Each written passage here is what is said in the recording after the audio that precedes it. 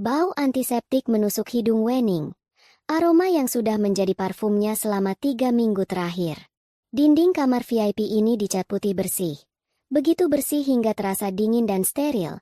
Seperti sebuah penjara mewah yang mengurungnya dari dunia luar. Di sudut ruangan, monitor detak jantung berkedip dengan irama yang monoton. Suaranya menjadi musik latar dalam kesunyian yang panjang.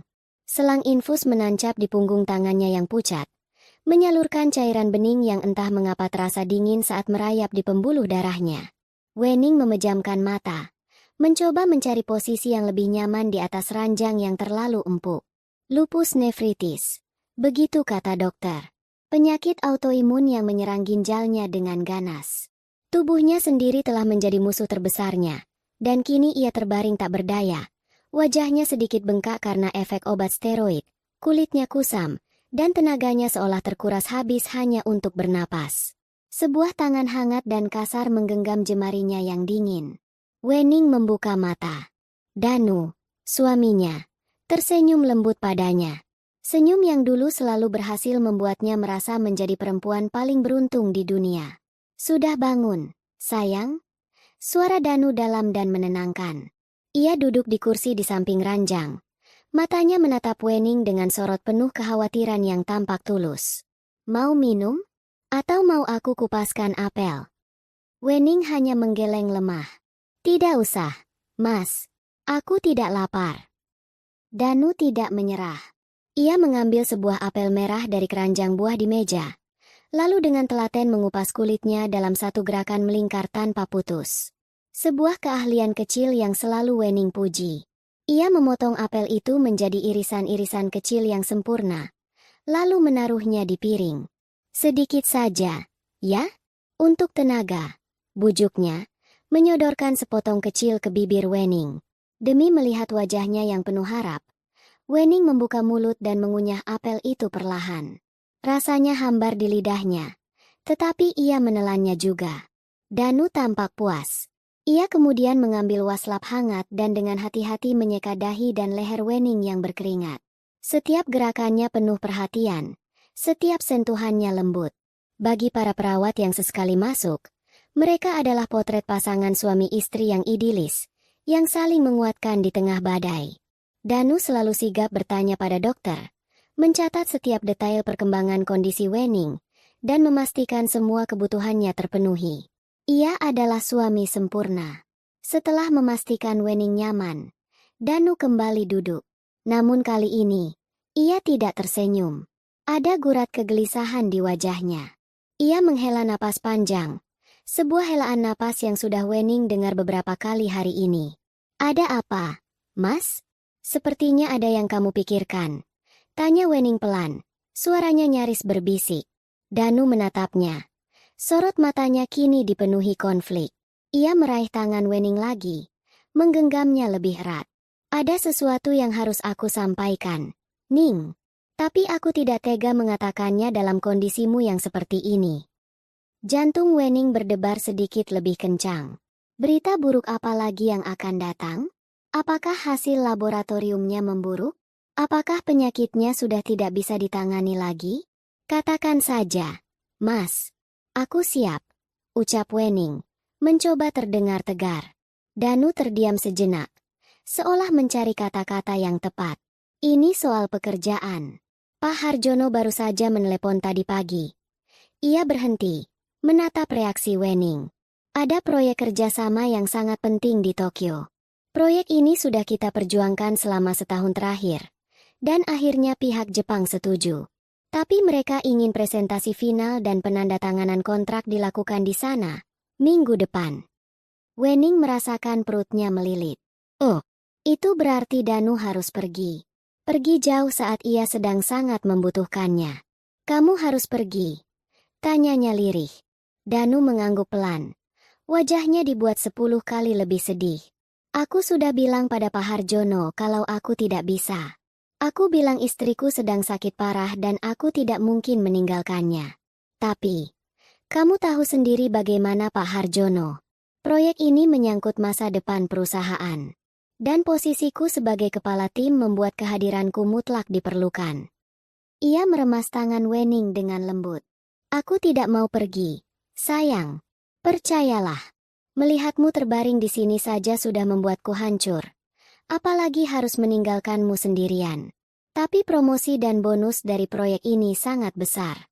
Lebih dari cukup untuk menutupi semua biaya pengobatanmu. Bahkan jika kita harus mencari pengobatan terbaik di luar negeri sekalipun. Aku melakukan ini untukmu. Untuk kita. Kata-kata itu. Untukmu, untuk kita. Adalah senjata pamungkas Danu. Wening menelan ludah. Merasakan kerongkongannya kering. Di satu sisi, hatinya menjerit. Memintanya untuk egois dan menahan Danu di sisinya. Ia takut. Takut sendirian menghadapi rasa sakit. Menghadapi kemungkinan terburuk. Namun di sisi lain, ia merasa bersalah. Ia sudah menjadi beban bagi Danu. Penyakitnya telah menguras tabungan mereka. Menghentikan sementara karirnya sendiri sebagai seorang desainer interior. Dan kini ia akan menghambat karir suaminya juga.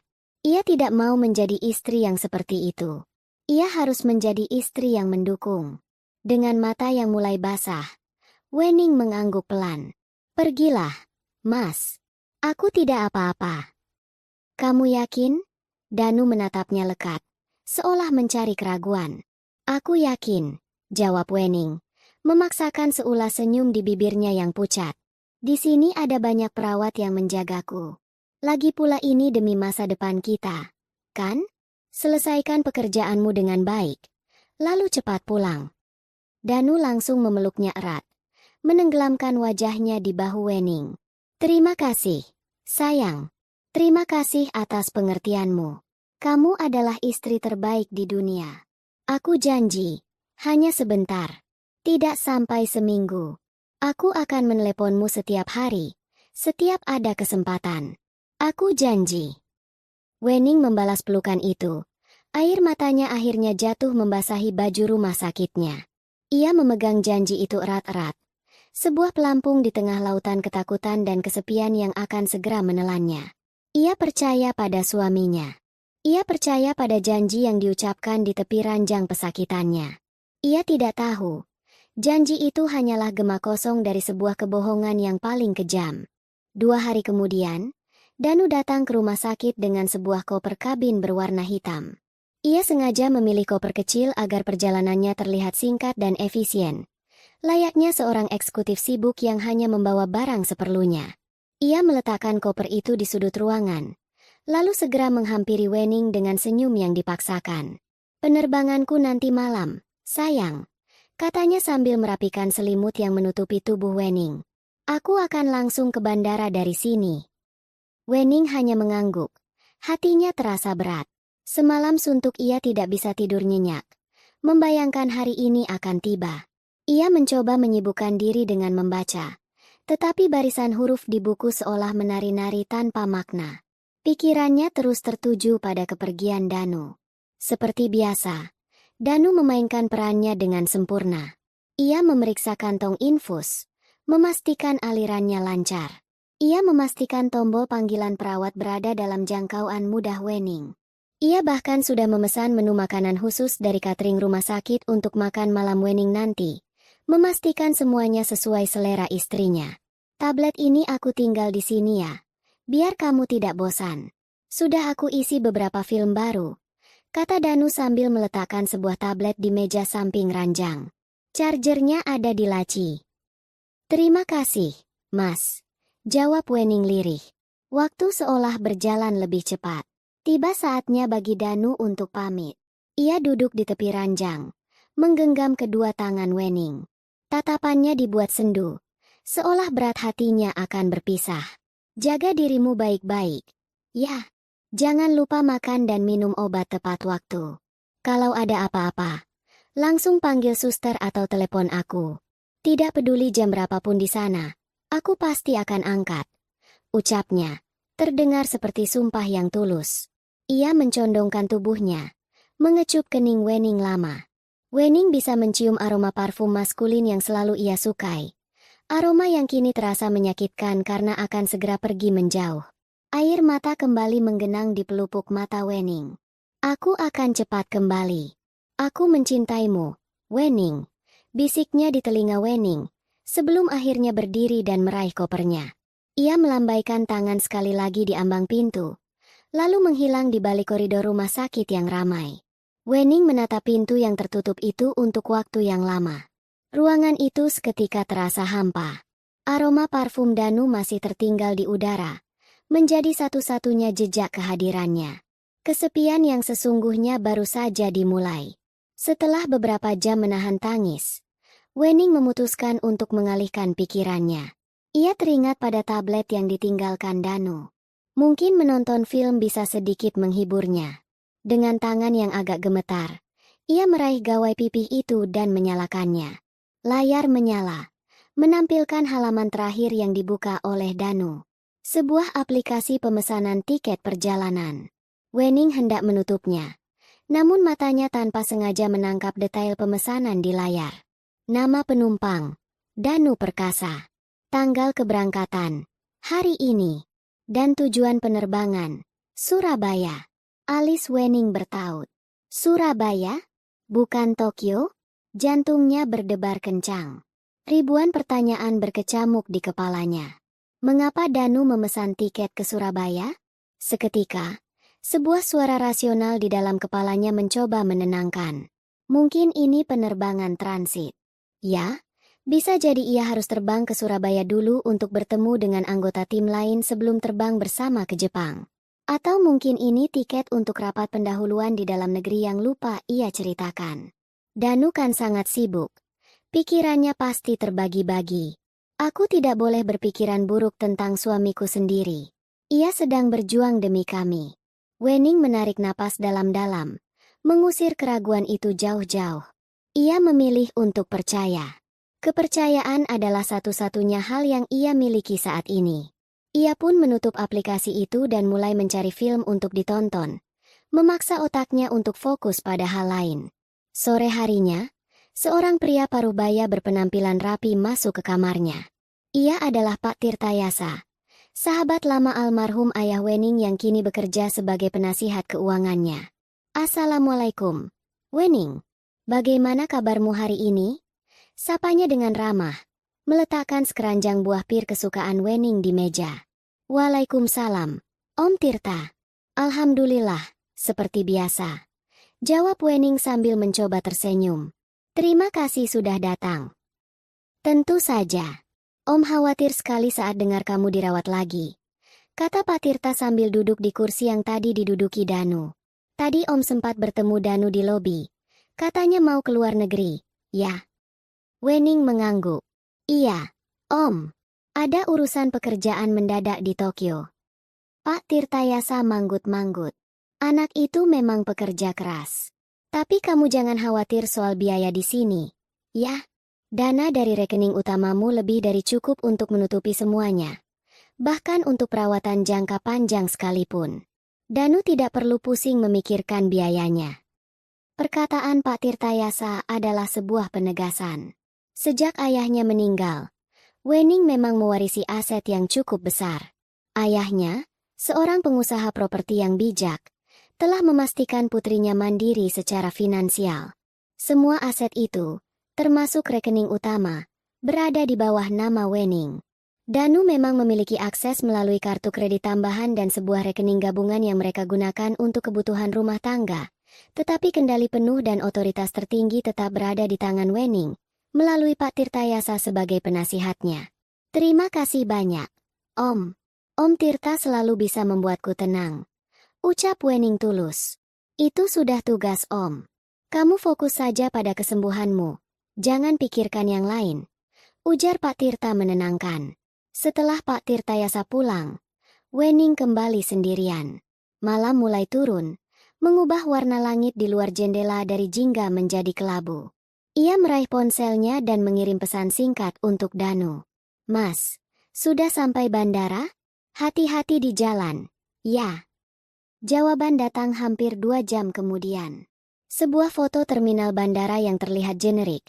Bisa diambil di bandara mana saja. Diikuti sebuah pesan singkat. Baru mau boarding. Sayang.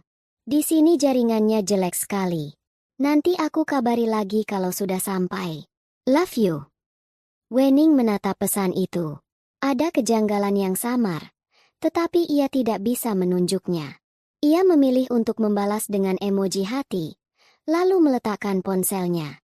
Malam itu, ia mencoba tidur dengan perasaan gelisah yang terus menggerogoti hatinya. Suara mesin monitor detak jantung di sampingnya terasa lebih keras dari biasanya, seolah menghitung setiap detik dari penantiannya yang panjang dan penuh dusta. Hari-hari setelah kepergian Danu merangkak begitu lambat. Terasa seperti rentetan jam panjang yang dijahit menjadi satu kesatuan yang monoton dan menyakitkan. Rutinitas Wening kini terpaku pada jadwal rumah sakit yang kaku. Pagi dimulai saat seorang perawat masuk sebelum fajar untuk memeriksa tekanan darah dan suhu tubuhnya. Dilanjutkan dengan sarapan berupa bubur hambar yang sulit ia telan. Setelah itu, datanglah rentetan obat-obatan. Belasan pil berwarna-warni yang harus ia minum dengan segelas air, yang seringkali meninggalkan rasa pahit di lidah dan rasa mual di perutnya. 2 kali seminggu, ia harus menjalani sesi cuci darah. Proses yang berlangsung selama 4 jam itu selalu menguras sisa-sisa tenaganya. Ia hanya bisa berbaring diam, menatap cairan merah pekat yang mengalir keluar dari tubuhnya melalui selang, dibersihkan oleh mesin yang berisik, lalu kembali lagi ke dalam tubuhnya. Selama proses itu, ia punya banyak waktu untuk berpikir, untuk merenung, dan untuk merasa kesepian yang menusuk hingga ke tulang. Komunikasi dengan Danu adalah satu-satunya hal yang ia nantikan. Sebuah cahaya kecil di ujung terowongan hari-harinya yang kelabu. Namun, cahaya itu semakin hari semakin redup. Pada hari pertama, setelah seharian menunggu dengan cemas, Wening akhirnya menerima pesan dari Danu lewat tengah malam. Pesan itu berisi sebuah foto pemandangan kota dari balik jendela kaca sebuah gedung tinggi.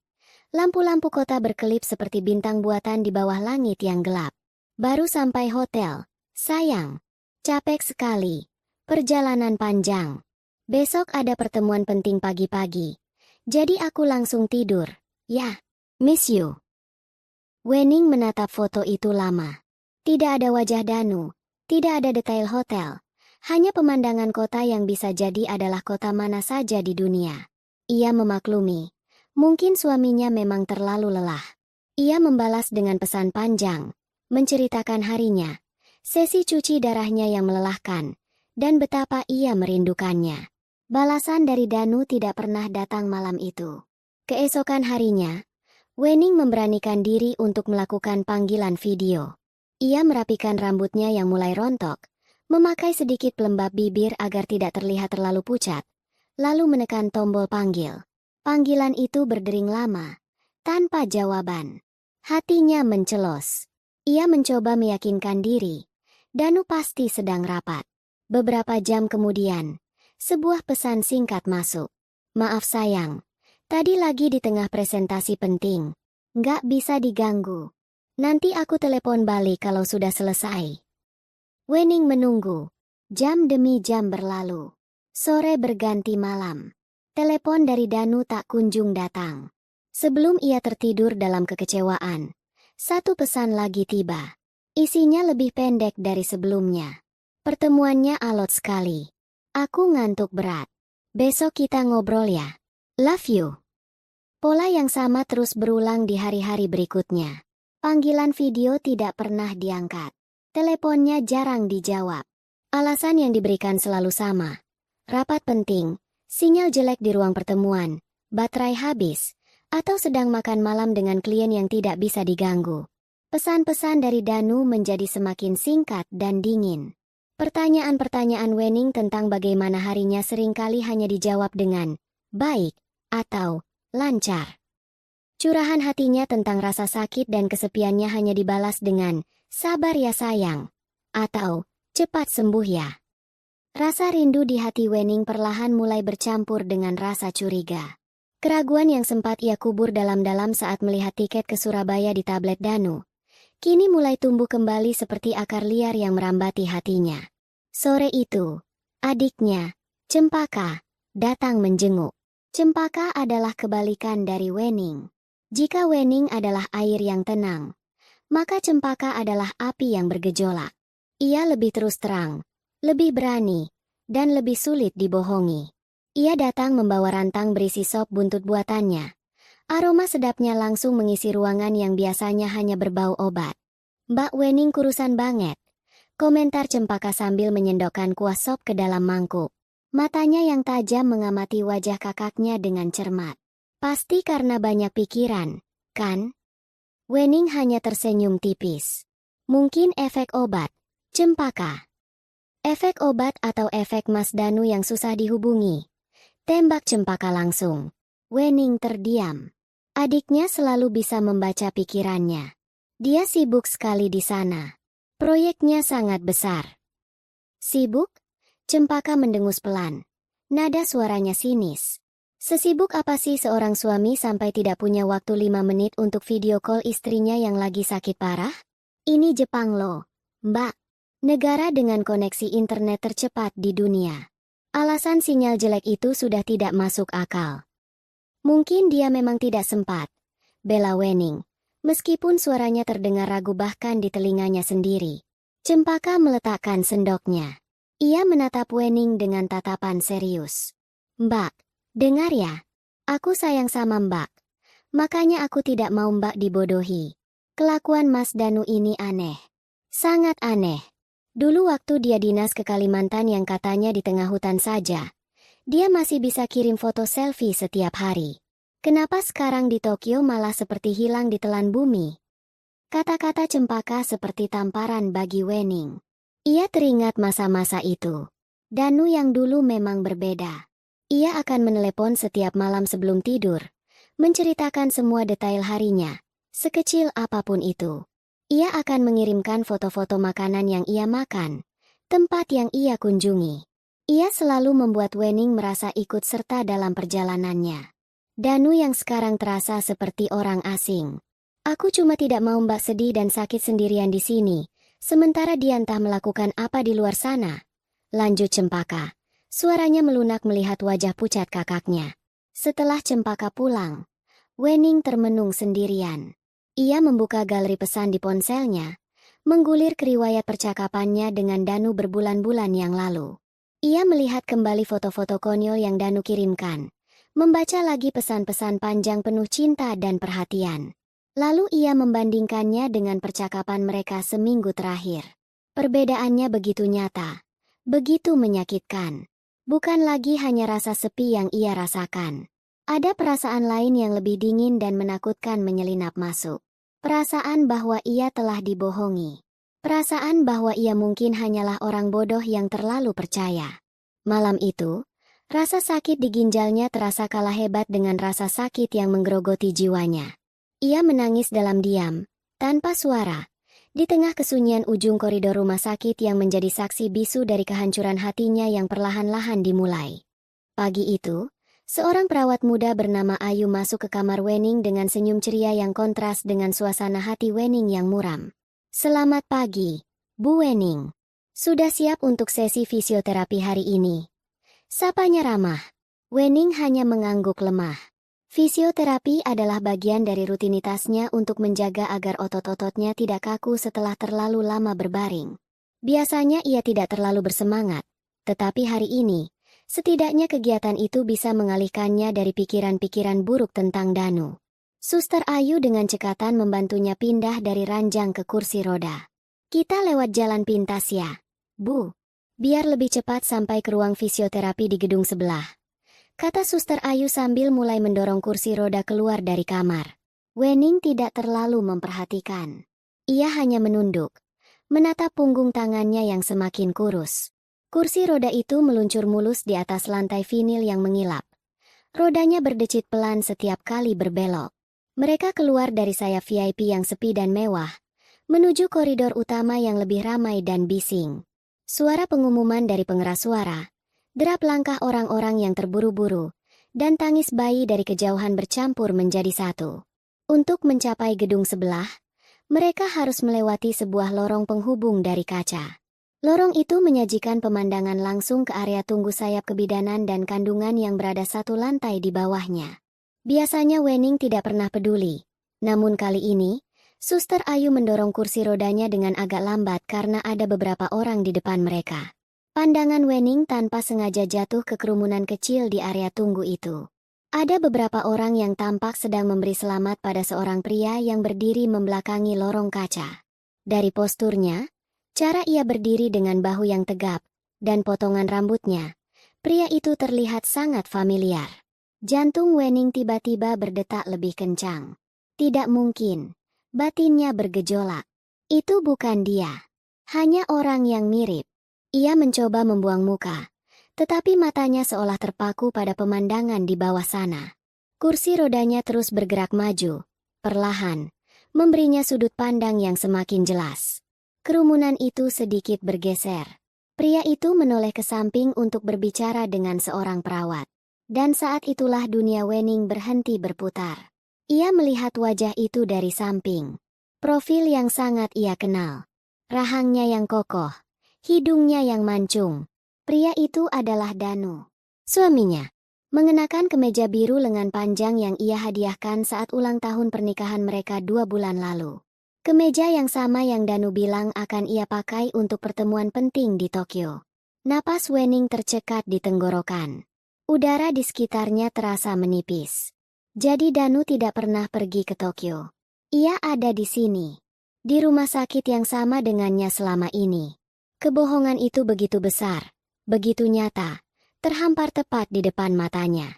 Kursi roda terus melaju, tanpa suara. Seperti penonton yang bergerak mendekati panggung pertunjukan drama paling menyakitkan. Kini Wening bisa melihat pemandangan itu dengan sangat jelas, tanpa penghalang. Danu tidak sendirian. Ia berdiri di depan kaca besar ruang bayi, menatap ke dalam dengan senyum yang begitu lebar, begitu tulus, penuh dengan kebahagiaan murni yang sudah lama tidak pernah Wening lihat di wajahnya. Di samping Danu, berdiri seorang perempuan berambut panjang yang tidak ia kenal. Perempuan itu mengenakan gaun rumah sakit. Wajahnya pucat dan lelah, namun matanya berbinar bahagia. Ia menyandarkan kepalanya di bahu Danu, dan Danu, tanpa ragu, merangkulkan lengannya di bahu perempuan itu, menariknya lebih dekat. Lalu, Danu menunduk dan mengecup puncak kepala perempuan itu dengan penuh kasih sayang. Sebuah kecupan yang intim. Sebuah gestur yang hanya diperuntukkan bagi orang yang paling dicintai. Mereka tampak seperti pasangan paling bahagia di dunia, merayakan anugerah terbesar dalam hidup mereka, kelahiran seorang anak. Anak mereka. Rasa sakit yang tajam dan tak tertahankan menghantam dada Wening. Jauh lebih menyakitkan daripada efek samping obat manapun. Jauh lebih ngilu daripada jarum dialisis yang menembus kulitnya. Rasanya seperti jantungnya direnggut paksa dari rongga dadanya. Dunianya hancur berkeping-keping. Setiap janji, setiap kata manis, setiap pelukan hangat dari Danu kini terasa seperti racun. Perjalanan dinas, proyek penting, semua itu adalah sebuah sandiwara besar yang dirancang untuk menutupi pengkhianatan paling hina. Ia berjuang melawan maut di lantai atas, sementara suaminya menyambut kehidupan baru bersama perempuan lain di lantai bawah. Di tempat yang sama, di bawah atap yang sama. Tangan Wening gemetar hebat. Ia mencengkeram pegangan kursi roda dengan erat. Ia merasa mual, kepalanya pusing, dan pandangannya mulai kabur. Bu Wening? Ibu kenapa? Suara Suster Ayu terdengar panik, menyadarkannya dari mimpi buruk yang nyata itu. Wajah ibu pucat sekali. Sesak napas. Bu. Wening tidak bisa menjawab. Mulutnya terkunci. Ia hanya bisa menggeleng lemah. Air mata panas mulai mengalir deras di pipinya tanpa bisa ia kendalikan. Ia tidak ingin Suster Ayu tahu. Ia tidak ingin ada yang tahu aib ini. Suster Ayu, yang mengira pasiennya sedang mengalami serangan panik atau reaksi obat, tidak bertanya lebih lanjut. Ia segera memutar kursi roda dan mendorongnya dengan cepat menjauhi pemandangan neraka itu, menuju ruang fisioterapi. Namun bagi Wening, semuanya sudah terlambat. Gambaran Danu yang tersenyum bahagia bersama keluarga barunya sudah terpatri selamanya di benaknya. Pengkhianatan itu begitu telak, begitu brutal.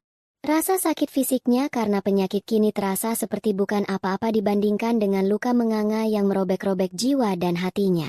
Di tengah perjalanan menuju ruang terapi, Wening tidak lagi merasakan kesedihan. Yang tersisa hanyalah kekosongan yang dingin, yang perlahan tapi pasti, mulai diisi oleh amarah yang membara.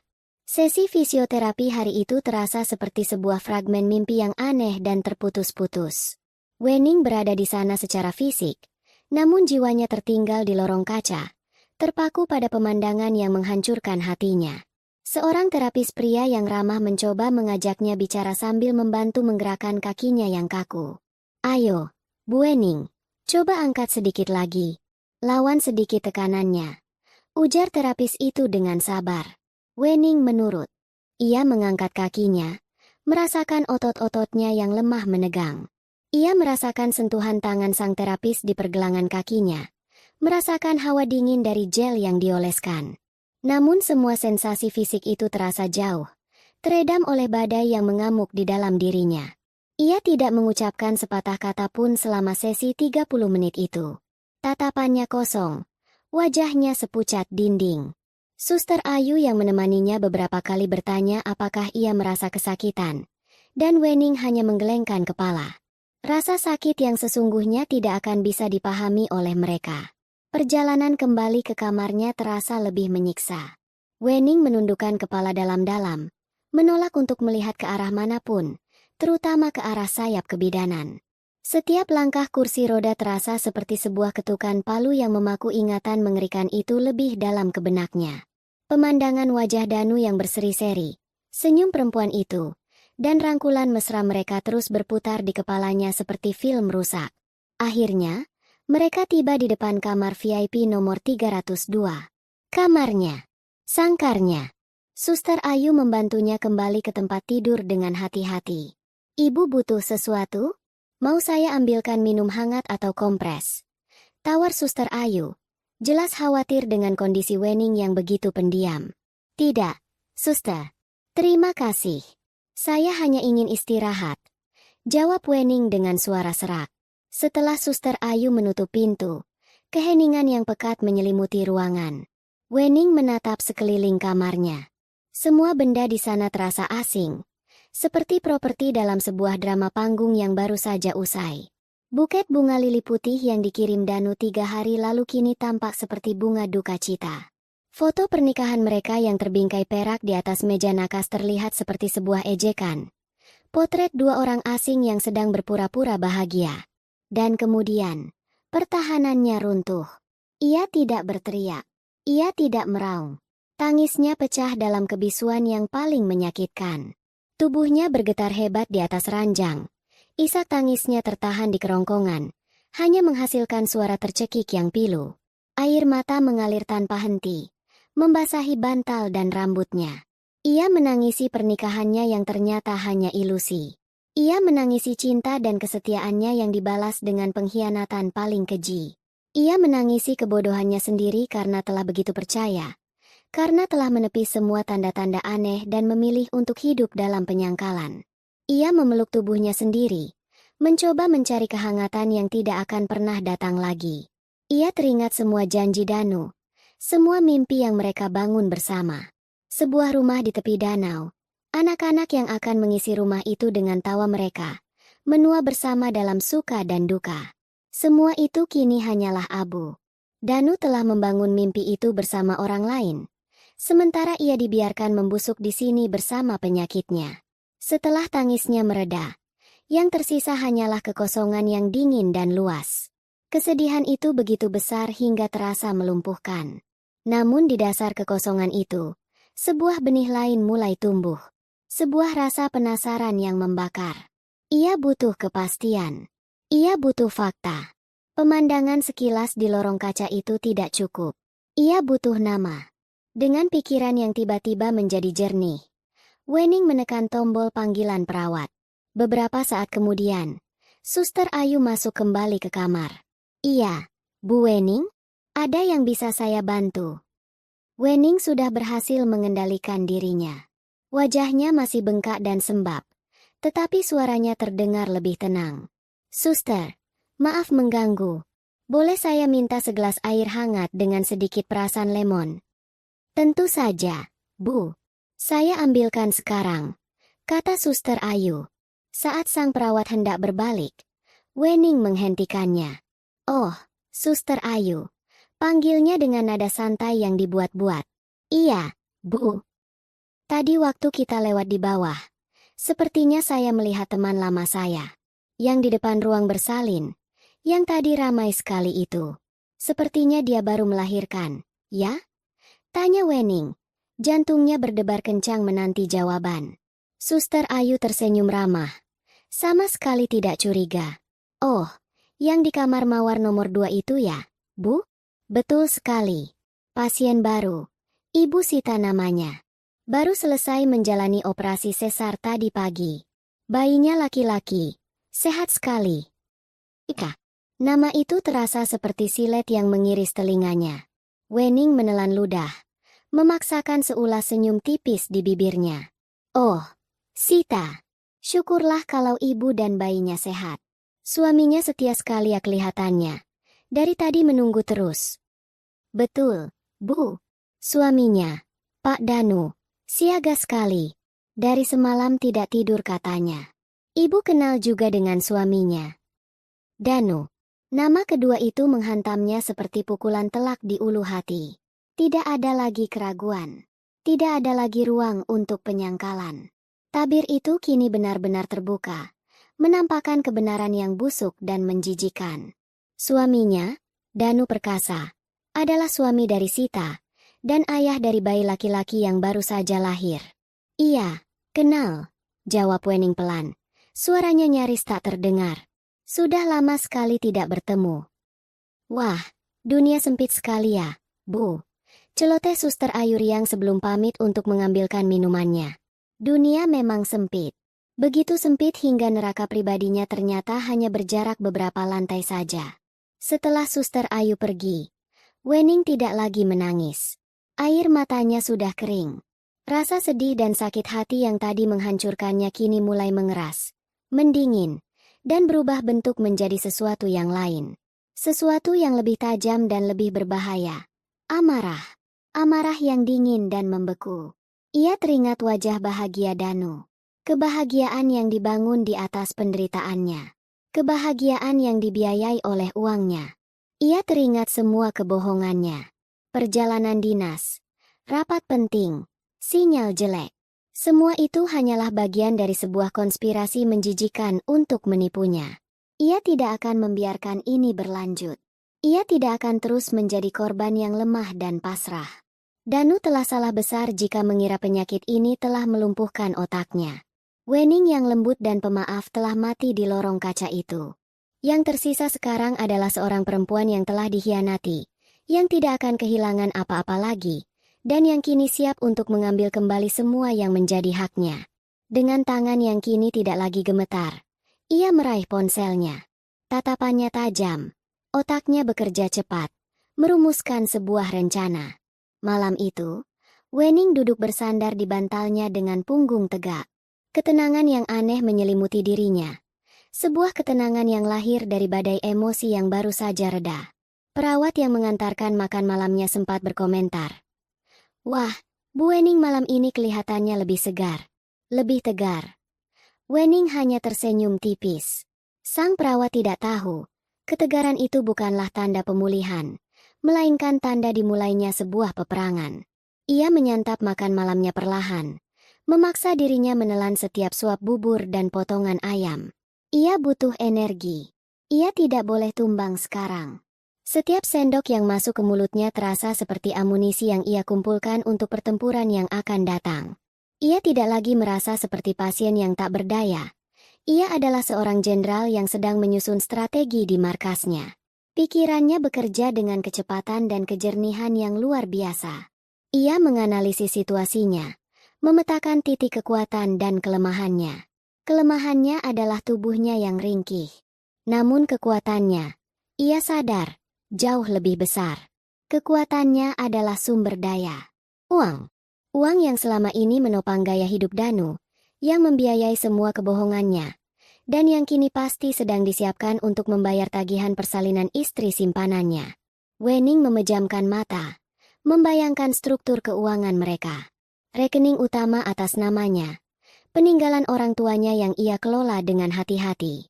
Rekening gabungan yang ia buka bersama Danu setelah menikah, yang saldonya ia isi setiap bulan untuk biaya operasional rumah tangga dan kebutuhan Danu. Kartu kredit platinum tambahan atas nama Danu, dengan limit ratusan juta, yang tagihannya selalu lunas terdebet otomatis dari rekening utama Wening. Danu telah membangun istana kebohongannya di atas tanah miliknya. Ia telah dengan nyaman menggunakan fasilitas yang Wening berikan untuk menghidupi keluarga keduanya. Sebuah senyum sinis tersungging di bibir Wening. Ia akan meruntuhkan istana itu hingga ke fondasinya. Ia akan mencabut tanah itu dari bawah kakinya. Ia menunggu. Ia melirik jam digital di atas nakas. Pukul 8 malam. Jam kantor sudah lewat. Tapi ia tahu penasihat keuangannya, Pak Tirtayasa, sering bekerja lembur. Ini adalah waktu yang tepat. Cukup larut untuk membuat tindakannya tidak bisa segera diantisipasi. Namun masih cukup awal untuk dieksekusi oleh pihak bank. Dengan tangan yang mantap, ia menekan nomor Pak Tirtayasa di ponselnya. Panggilan itu tersambung pada dering kedua. Halo, selamat malam. Selamat malam, Om Tirta. Ini Wening. Sapanya. Suaranya terdengar datar, tegas, dan sama sekali tidak menunjukkan tanda-tanda orang sakit. Di seberang telepon, Pak Tirtayasa terdengar kaget. Wening, malam-malam telepon. Ada apa? Keadaanmu baik-baik saja, kan? Saya baik, Om. Saya butuh bantuan Om segera. Ini sangat penting, darurat, dan saya mohon Om jaga kerahasiaannya. Kata Wening, langsung ke inti permasalahan, tidak menyisakan ruang untuk basa-basi. Nada bicara Wening yang tidak biasa itu membuat Pak Tirtayasa waspada. Tentu, katakan saja apa yang kamu butuhkan. Wening menarik napas panjang, lalu mengeluarkan perintahnya satu persatu, dengan artikulasi yang jelas dan tanpa keraguan sedikitpun. Pertama, saya mau Om hubungi pihak bank sekarang juga untuk memblokir permanen semua kartu kredit tambahan atas nama Danu Perkasa yang terhubung dengan rekening induk saya. Semuanya, tanpa kecuali. Hening sejenak. Diblokir? Wening, apa ada masalah? Tolong dengarkan dulu sampai selesai, Om. Potong Wening dengan dingin. Kedua, saya mau Om perintahkan bank untuk membekukan rekening gabungan antara saya dan Danu. Efektif segera. Jangan biarkan ada transaksi keluar. Baik penarikan tunai, transfer, maupun debit. 1 rupiah pun tidak. Ketiga, lanjutnya tanpa jeda. Siapkan surat kuasa untuk saya tanda tangani besok pagi. Saya mau seluruh sisa dana di rekening gabungan itu dipindahkan seluruhnya ke rekening pribadi saya. Kosongkan rekening itu. Dan yang terakhir, keempat. Reset semua PIN kartu ATM saya dan password internet banking. Saya khawatir Danu mengetahuinya. Kirimkan detail yang baru hanya ke email pribadi saya. Pak Tirtayasa di seberang sana terdiam untuk waktu yang lama. Ia jelas terguncang oleh instruksi yang begitu drastis dan mendadak. Wening, ini tindakan yang sangat serius. Apa kamu dan Danu sedang bertengkar hebat? Om tidak bisa melakukan ini tanpa tahu alasannya. Wening memejamkan mata sejenak, menahan gelombang emosi yang mencoba naik. Ia tidak akan menjelaskan. Ia tidak akan terdengar seperti istri yang menangis terseduh-seduh karena diselingkuhi. Ia akan terdengar seperti seorang klien yang sedang mengamankan asetnya. Om Tirta, katanya, suaranya kini lebih rendah namun lebih tajam. Om adalah penasihat keuangan yang ditunjuk almarhum ayah saya untuk melindungi aset saya. Saat ini, saya merasa aset saya berada dalam ancaman. Saya tidak bisa menjelaskan detailnya sekarang lewat telepon. Tapi saya, sebagai pemilik rekening, memberikan instruksi yang sah dan jelas. Saya hanya minta Om melakukan tugas Om. Percaya pada saya. Jangan hubungi Danu. Lakukan saja perintah saya. Ada kekuatan dalam suara Wening yang tidak pernah Pak Tirtayasa dengar sebelumnya. Bukan lagi suara gadis manis yang ia kenal sejak kecil, melainkan suara seorang wanita yang memegang kendali penuh. Setelah hening beberapa saat, Pak Tirtayasa akhirnya menjawab. Suaranya terdengar serius. Baik, Wening, saya mengerti. Saya percaya padamu. Saya akan hubungi kepala cabang bank sekarang juga. Dalam 30 menit, semua akses atas nama Danu akan terputus. Terima kasih, Om, ucap Wening. Jaga dirimu baik-baik, Wening. Panggilan itu berakhir. Wening meletakkan ponselnya di atas nakas. Ia menatap tangannya. Tidak gemetar. Ia merasa lega. Sebuah kelegaan yang luar biasa. Seolah beban seberat gunung baru saja terangkat dari pundaknya. Ia tidak merasa jahat. Ia tidak merasa kejam. Ini bukan balas dendam. Ini adalah keadilan. Danu telah mengambil kesehatannya, kebahagiaannya, dan kepercayaannya. Wening tidak akan membiarkannya mengambil kemandirian finansialnya juga. Ia beringsut, membetulkan posisi tidurnya. Untuk pertama kalinya dalam beberapa minggu, ia merasa bisa bernapas lebih dalam. Di luar jendela, lampu-lampu kota berkelip. Ia tahu, di salah satu sudut kota itu, di rumah sakit yang sama dengannya, sebuah bom waktu baru saja ia aktifkan. Ia hanya tinggal menunggu ledakannya. Perang ini baru saja dimulai, dan ia telah menembakkan meriam pertamanya. Di kamar mawar nomor 2, suasana terasa hangat dan penuh kebahagiaan. Sita, dengan wajah yang masih pucat namun berseri, tengah menimang bayi mungilnya yang terlelap pulas. Danu duduk di tepi ranjang, sebelah tangannya mengelus lembut kepala mungil putranya, dan sebelah lagi menggenggam tangan Sita. Ia merasa seperti raja dunia. Ia telah berhasil. Ia memiliki segalanya. Di satu sisi, seorang istri yang pengertian dan kaya raya yang membiayai hidupnya. Di sisi lain, seorang wanita muda yang memberinya seorang putra, seorang pewaris. Dia mirip sekali denganmu, Mas, bisik Sita. Matanya tak lepas dari wajah mungil sang bayi. Tentu saja. Bibit unggul. Canda Danu, tertawa pelan. Ia merasa tak terkalahkan. Rencananya berjalan mulus. Beberapa hari lagi ia akan memberitahu Wening bahwa proyek Tokyo diperpanjang, memberinya lebih banyak waktu di sini. Bonus besar yang ia janjikan akan menjadi alasan untuk membeli rumah baru bagi Sita dan putra mereka. Semuanya sudah tersusun rapi di kepalanya. Wening, dengan kondisinya yang semakin lemah, tidak akan pernah curiga. Ia tengah membisikkan janji-janji manis tentang masa depan mereka saat pintu kamar diketuk pelan. Seorang perempuan berseragam bagian administrasi masuk dengan senyum sopan, membawa sebuah map di tangannya. Selamat siang, Bapak, Ibu. Selamat atas kelahiran putranya. Sapanya ramah. Maaf mengganggu waktunya sebentar. Saya kesini hanya untuk menyelesaikan sisa administrasi pembayaran untuk biaya persalinan dan perawatan. Oh, tentu. Silakan. Jawab Danu dengan sikap santai. Ini hanyalah formalitas kecil. Ia merogoh dompet kulit mahalnya. Siap menyelesaikan semuanya dalam sekejap. Perempuan itu membuka mapnya. Menunjukkan rincian tagihan. Angkanya cukup besar. Mencakup biaya operasi sesar, kamar perawatan, perawatan bayi, dan berbagai obat-obatan. Namun bagi Danu, itu bukan masalah. Ia dengan penuh percaya diri mengeluarkan kartu kredit platinumnya, kartu andalannya, kartu yang terhubung langsung ke sumber kekayaan Wening. Pakai ini saja, Mbak, katanya sambil menyerahkan kartu itu. Petugas administrasi itu mengambilnya, lalu mengeluarkan mesin gesek portabel. Ia memasukkan kartu itu dan mengetikkan sejumlah angka. Mesin itu berbunyi pelan, memproses transaksi. Beberapa detik hening. Lalu, sebuah bunyi, bip, pelan yang berbeda terdengar, dan layar kecil di mesin itu menampilkan tulisan merah. Maaf, Pak Danu, transaksinya ditolak, kata petugas itu dengan sopan. Alis Danu bertaut. Ditolak? Tidak mungkin. Coba lagi. Mungkin jaringannya sedang bermasalah. Petugas itu mengangguk dan mencoba sekali lagi. Ia menggesek kartu itu. Hasilnya sama. Tulisan merah yang tegas. Ditolak.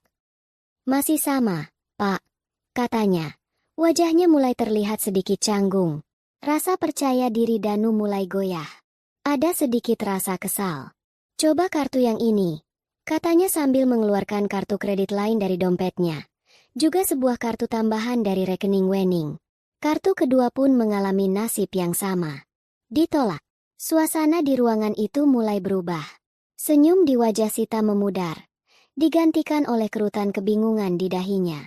Mas, Kok bisa begitu? Tanya Sita pelan. Aku juga tidak tahu. Mungkin ada gangguan sistem dari bannya. Tenang saja, jawab Danu. Mencoba terdengar tenang meskipun jantungnya mulai berdebar tak nyaman. Ia merasa dipermalukan. Petugas administrasi itu menunggu dengan sabar. Namun tatapannya kini lebih menuntut. Atau Bapak mau membayar lewat transfer saja? Ide bagus, sahut Danu cepat. Ini pasti berhasil. Ia meraih ponselnya, membuka aplikasi mobile banking dengan cepat. Ia memilih menu transfer, memasukkan nomor rekening rumah sakit dan jumlah tagihan. Saat ia menekan tombol "Kirim", sebuah notifikasi muncul di layar ponselnya, bukan konfirmasi keberhasilan, melainkan sebuah pesan peringatan. Transaksi gagal. Rekening Anda diblokir atau saldo tidak mencukupi. Keringat dingin mulai membasahi pelipis Danu. Ia mencoba lagi. Hasilnya sama. Dengan tangan yang mulai gemetar, ia mencoba mengakses rekening gabungannya. Hasilnya lebih buruk. Sebuah tulisan besar berwarna merah terpampang di layar. Rekening dibekukan atas permintaan pemilik rekening utama. Pemilik rekening utama. Wening. Seketika, darah seolah surut dari wajah Danu. Dunianya yang tadinya terasa begitu kokoh, kini retak dan berguncang hebat. Tidak mungkin. Bagaimana Wening bisa tahu? Apakah ini hanya kebetulan? Sebuah kesalahan sistem yang aneh? Bagaimana, Pak? Tanya petugas administrasi itu. Nadanya kini kurang ramah. Sebentar. Saya coba telepon bank dulu, kata Danu tergagap. Ia bangkit dari kursi, berjalan keluar kamar dengan alasan mencari sinyal yang lebih baik. Padahal, ia hanya butuh ruang untuk bernapas, untuk menjauh dari tatapan bingung Sita dan tatapan menuntut sang petugas. Di koridor rumah sakit yang ramai, Danu dengan panik menelepon layanan pelanggan banknya. Setelah melewati menu otomatis yang berbelit-belit dan musik tunggu yang menyebalkan, ia akhirnya terhubung dengan seorang operator. Ia menjelaskan masalahnya dengan nada tinggi, mencoba terdengar seperti nasabah prioritas yang marah. Sang operator di seberang sana hanya menjawab dengan nada datar dan skrip yang sudah dihafal. Mohon maaf atas ketidaknyamanannya, Pak Danu.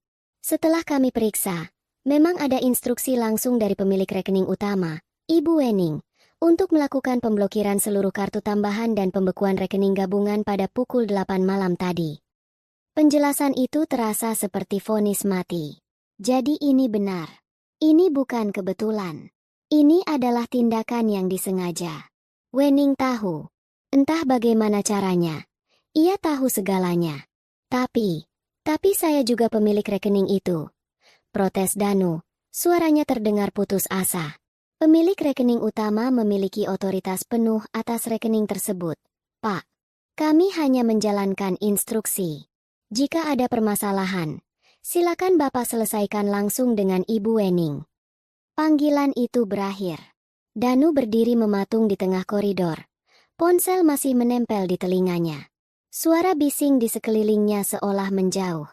Gelembung kebahagiaan dan kebanggaannya telah pecah. Hanya menyisakan kenyataan yang pahit dan dingin. Ia bukan raja. Ia hanyalah seorang penipu yang sumber dayanya baru saja diputus total. Ia terpojok, tanpa uang, tanpa akses, dan dengan sebuah tagihan rumah sakit yang sangat besar yang menatapnya seperti dinding tinggi yang tidak mungkin ia panjat. Kemarahan dan kepanikan berbaur menjadi satu, mendorong Danu bergerak membabi buta. Ia tidak lagi berpikir jernih. Satu-satunya tujuannya sekarang adalah kamar nomor 302 di sayap VIP. Ia harus menemui Wening. Ia harus memperbaiki ini. Ia harus merebut kembali kendalinya. Ia berjalan cepat melewati koridor. Napasnya terengah-engah. Penampilannya yang tadinya rapi kini kusut masai. Beberapa perawat yang berpapasan dengannya menatap heran. Melihat pria yang biasanya tenang dan sopan itu kini berjalan dengan aura gelap dan tergesa-gesa. Ia tidak peduli. Pikirannya dipenuhi berbagai skenario. Ia akan memarahinya, membentaknya, menuduhnya tega. Atau mungkin ia akan memohon, menangis, bersujud jika perlu. Ia akan melakukan apapun. Tanpa mengetuk, ia mendorong pintu kamar Wening dengan kasar. Pintu itu terbuka, membentur dinding dengan suara keras. Pemandangan di dalam kamar itu begitu kontras dengan kekacauan di dalam dirinya. Ruangan itu tenang dan senyap. Wenning sedang duduk bersandar di ranjangnya. Sebuah buku bersampul biru tergeletak di pangkuannya. Cahaya lampu baca yang temaram menerangi wajahnya yang pucat namun damai. Ia tidak terkejut melihat Danu menerobos masuk. Ia mengangkat wajahnya dari buku, menatap Danu dengan sepasang mata yang dingin dan tenang. Seolah ia sudah menunggunya. Wenning, apa yang sudah kamu lakukan? Bentak Danu, memulai serangannya dengan agresi. Ia melangkah mendekati ranjang.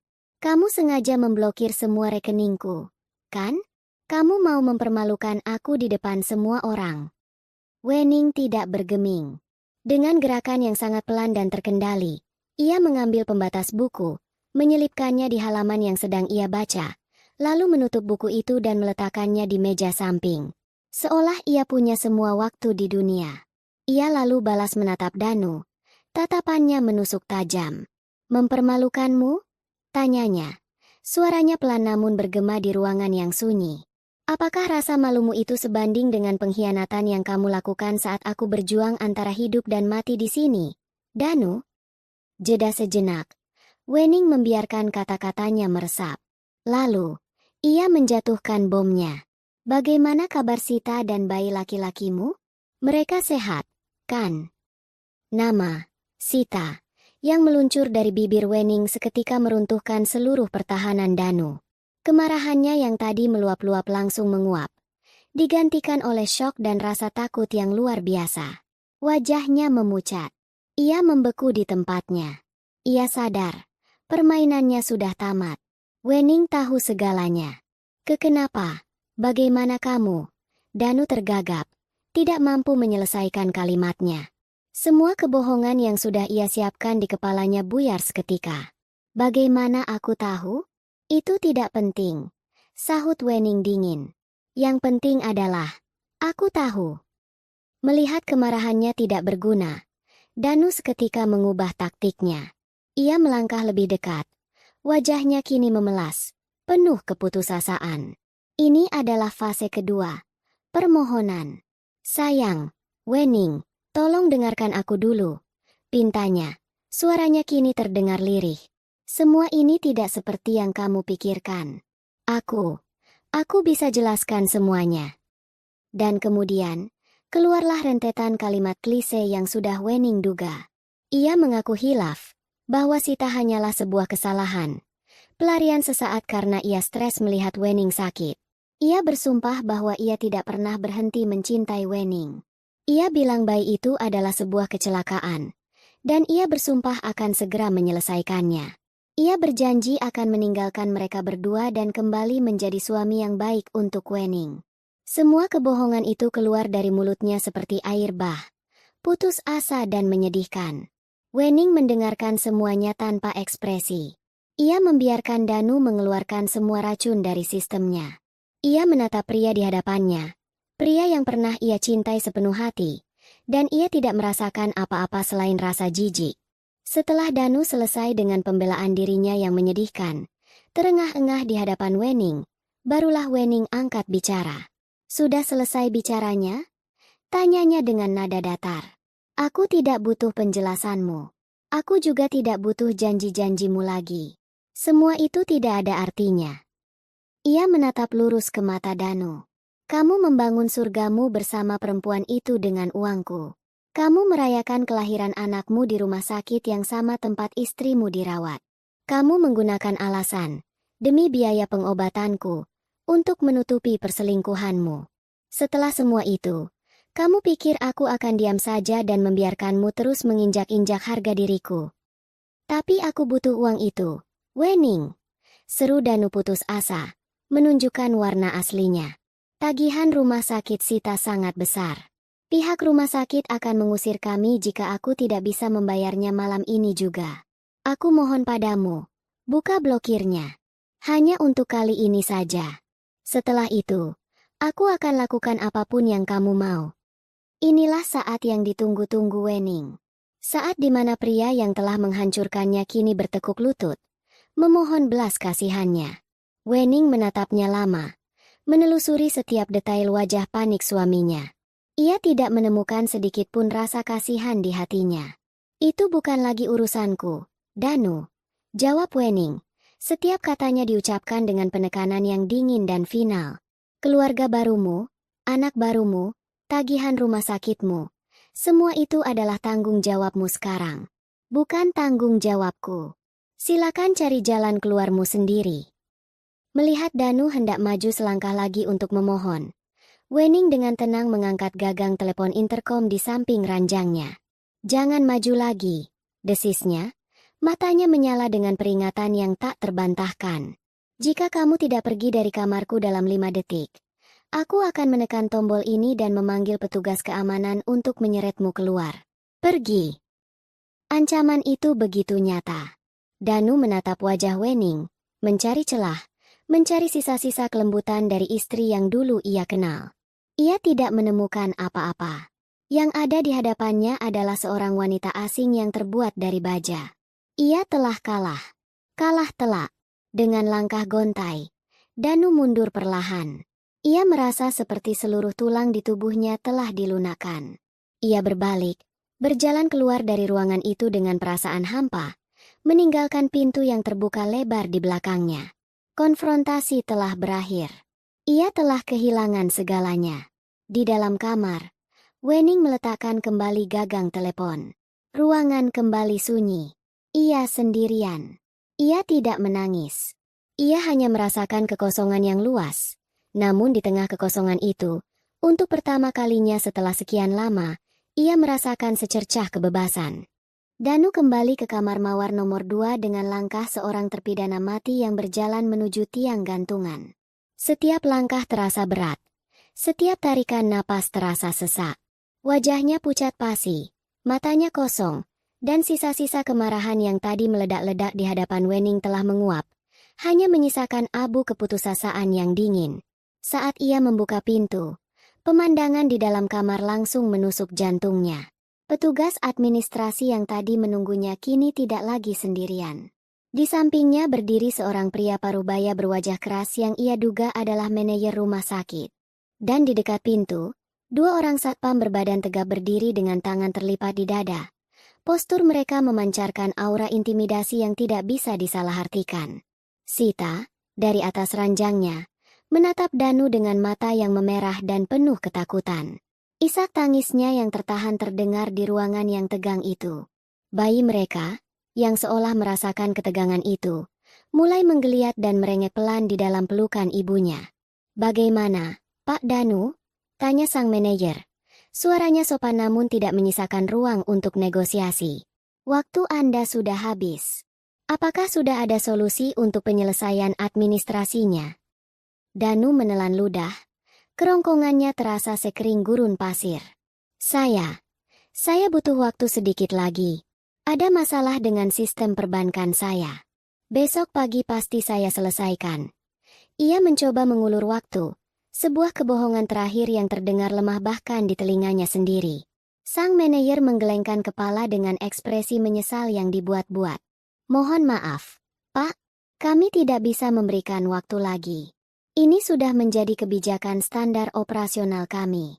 Jika pembayaran penuh tidak bisa diselesaikan malam ini juga, dengan berat hati kami harus meminta Bapak dan Ibu Sita untuk meninggalkan fasilitas kami." Kata "meninggalkan" itu diucapkan dengan penekanan yang jelas. Itu bukan lagi permintaan, melainkan sebuah perintah pengusiran. Sita terisak lebih keras. "Diusir? Maksud Bapak kami diusir?" tanyanya dengan suara bergetar, tidak percaya dengan apa yang ia dengar. "Tapi kondisi saya masih lemah, Pak. Jahitan operasi saya masih basah. Dan bayi saya." "Kami mengerti, Bu," potong sang manajer. "Perawat akan memberikan instruksi perawatan luka di rumah. Untuk bayinya, selama kondisinya stabil dan tidak memerlukan inkubator, sudah bisa dibawa pulang. Sekali lagi, kami mohon maaf. Ini adalah peraturan." Rasa malu, panik, dan putus asa membuat kepala Danu pening. Ia mengeluarkan ponselnya lagi. Sebuah gestur sia-sia yang ia lakukan hanya untuk menunjukkan bahwa ia masih berusaha. Ia menggulir daftar kontaknya. Otaknya buntu. Siapa yang bisa ia hubungi untuk meminjam uang puluhan juta di tengah malam begini? Teman-temannya yang ia kenal di lingkungan bisnis hanya akan menertawakannya. Mereka mengenalnya sebagai Danu yang sukses, yang selalu mentraktir, yang hidupnya tampak sempurna. Permintaan pinjaman darurat hanya akan terdengar seperti penipuan. Ia mencoba menelepon adiknya, tetapi panggilannya langsung ditolak. Ia mengirim pesan memohon, tetapi hanya dibaca tanpa dibalas. Reputasinya sebagai anak kebanggaan keluarga yang mandiri kini menjadi bumerang. Tak ada yang percaya ia benar-benar membutuhkan bantuan. Sementara Danu sibuk dengan kepanikannya, mimpi buruk itu mulai menjadi kenyataan. Sang manajer memberi isyarat kepada seorang perawat yang sudah menunggu di luar. Perawat itu masuk dengan membawa beberapa tas plastik besar. "Mari, Bu, saya bantu berkemas," kata perawat itu kepada Sita dengan nada yang profesional namun dingin. Dengan air mata yang terus mengalir, Sita, dibantu oleh perawat, mulai mengumpulkan barang-barangnya. Baju ganti, perlengkapan mandi, dan semua perlengkapan bayi yang baru beberapa jam lalu ia susun dengan penuh sukacita, kini dimasukkan dengan tergesa-gesa ke dalam tas plastik yang tidak bermartabat. Setiap barang yang masuk ke dalam tas itu terasa seperti cabikan pada harga dirinya. Seorang perawat lain mendekati Danu. "Mari, Pak, biar saya ajarkan cara menggendong bayinya dengan benar." Danu, dengan tangan gemetar, menerima buntalan kain berisi putranya yang masih merah itu. Bayi itu seketika menangis kencang, seolah merasakan getaran kepanikan dari lengan ayahnya yang kaku dan tidak berpengalaman. Danu mencoba menenangkannya, tetapi tangisan itu malah semakin keras, menjadi musik latar yang memilukan dari adegan pengusiran mereka. Akhirnya, saatnya tiba. Mereka harus pergi. Sita, dengan langkah yang sangat pelan dan tertatih-tatih sambil memegangi perutnya yang terasa seperti disayat-sayat, berjalan di depan. Danu mengikutinya. Sebelah tangan mencoba menenangkan bayinya yang terus menangis. Sebelah tangan lagi menjinjing beberapa tas plastik. Perjalanan dari kamar mawar nomor 2 menuju lobi utama adalah jalan aib terpanjang dalam hidup Danu.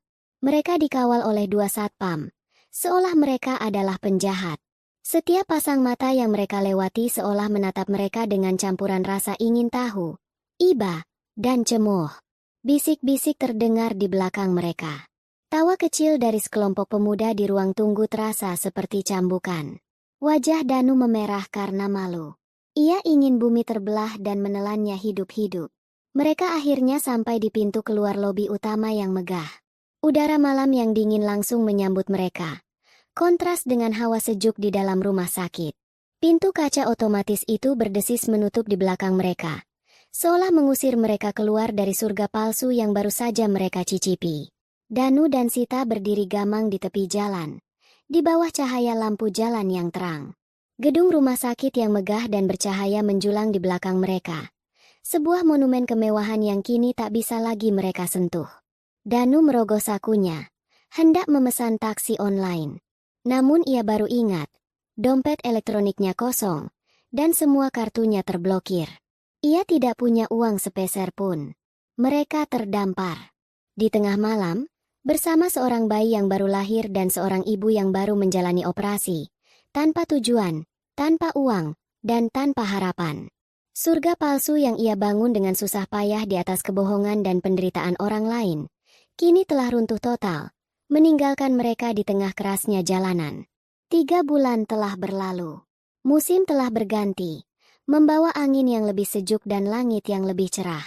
Di kamar VIP nomor 302, perubahannya begitu terasa.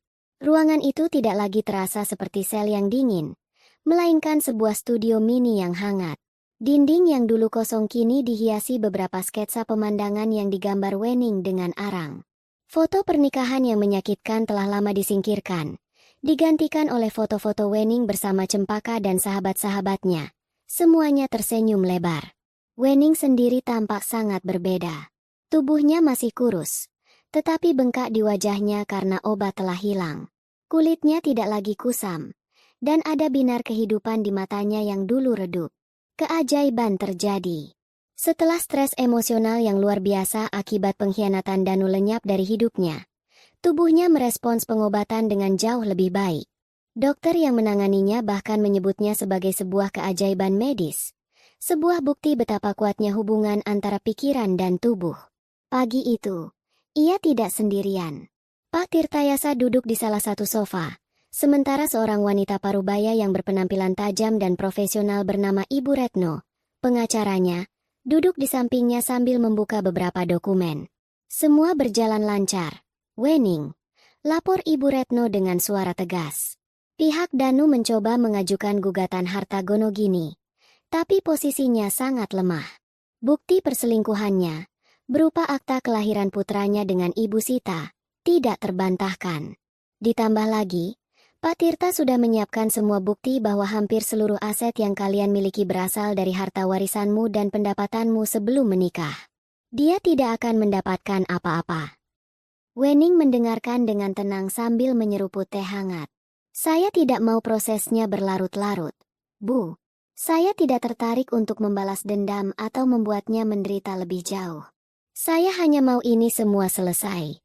Berikan apa yang memang menjadi haknya sesuai hukum, sekecil apapun itu, lalu tutup bab ini selamanya. Ibu Retno mengangguk kagum. Sikapmu sangat bijak, Wening. Baik, akan kami proses secepat mungkin agar kamu bisa memulai lembaran baru tanpa beban. Setelah urusan hukum selesai dan mereka berpamitan, Cempaka masuk membawa sekotak bubur ayam kesukaan Wening.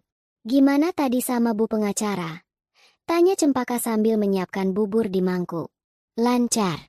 Sebentar lagi semuanya beres. Jawab Wening. Cempaka terdiam sejenak. Tampak ragu. Mbak, kemarin aku ketemu teman lama kita waktu SMA. Dia cerita. Dia lihat Mas Danu.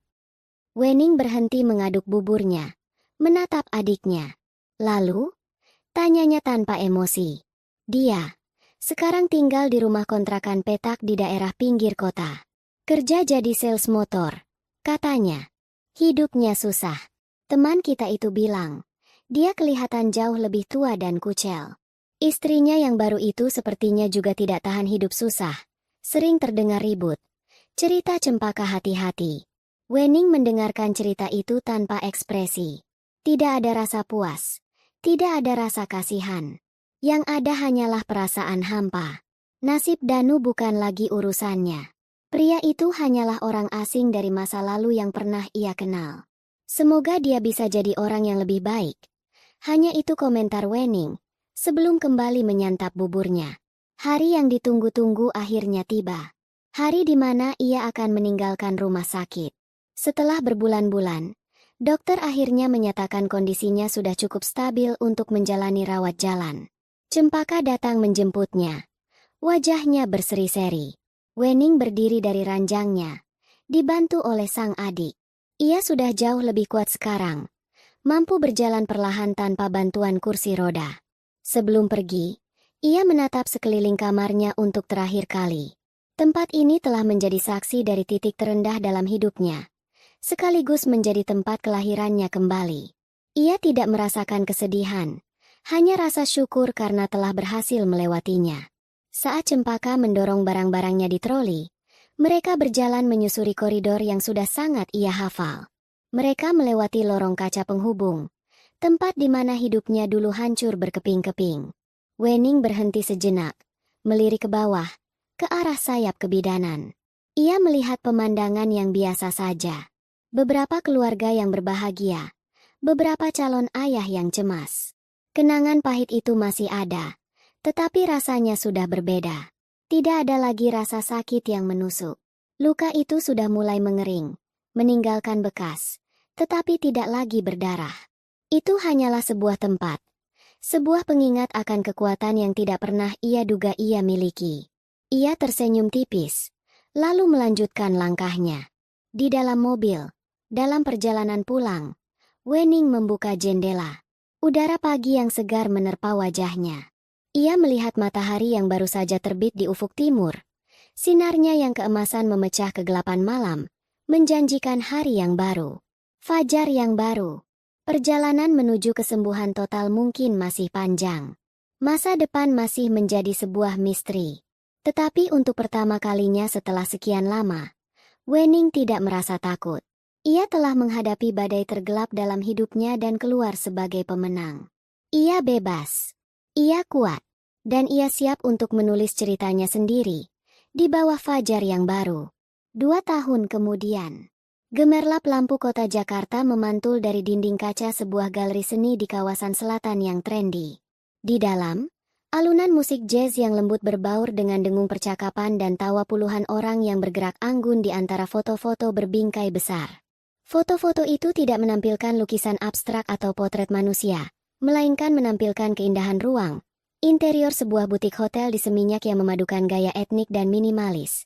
Kedai kopi di pusat kota dengan sentuhan industrial yang hangat, dan sebuah gria tawang mewah dengan pemandangan cakrawala kota.